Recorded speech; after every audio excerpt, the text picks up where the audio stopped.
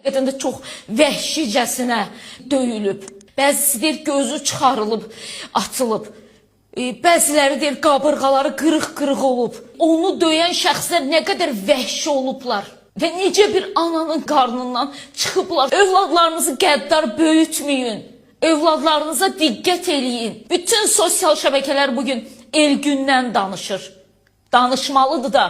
Nə qədər susacağıq, nə qədər çox işıqlandırmayacaq bugün bu faciənin daha artığını yaşayacağıq.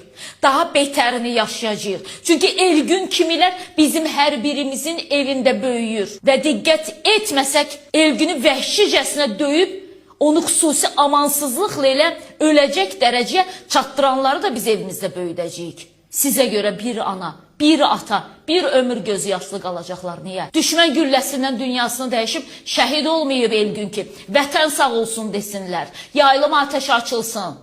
Üç rəngli Azərbaycan bayrağı dalğalansın. Elgün çox şərəfsiz və qeyrətsiz birilərinin əlində ölüb. Ermənidən nə fərqləndirir Elgünü ölümcül döyənləri? Nə fərqləndirir? Deyin görüm nə fərqləndirir? Fərqi varmı belə canilərin? Cəzalarını almayıblar. Cinayətkar deməyə ixtiyarımız yoxdur. Amma mən də bir ana kimi yanıram. Məktəbin bütün 11-ciləri bir nəfər kimi. Bizim xəyallarımız tam idi.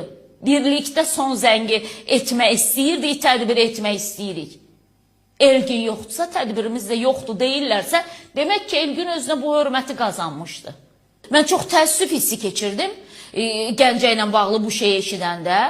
Yəni adi bir şey üçün deyir, orada adamlar var ki, səni öldürə bilərlər və heç uf da deməzlər. Yəni gerçəkdən də Gəncədə belə insanlar varmı?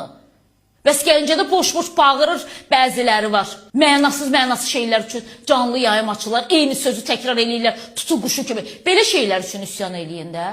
Özünü apara bilməyənlər üçün hüquq mühafizə orqanlarına müraciət eləyin. Deyin, hamımızın uşağı təhlükədədir. Boş-boş şeylər üçün bağırmağa nə var ki? O qədər bağıraram ki, boş-boş şeylər üçün. Amma o heç nə verməyəcək bugün cəmiyyətə. Amma bugün biz bir olmalıyıq, bəli. Elgün kimi gənclərin öldürülməsinin qarşısını almalıyıq, həm də cəmiyyət olaraq qarşısını almalıyıq.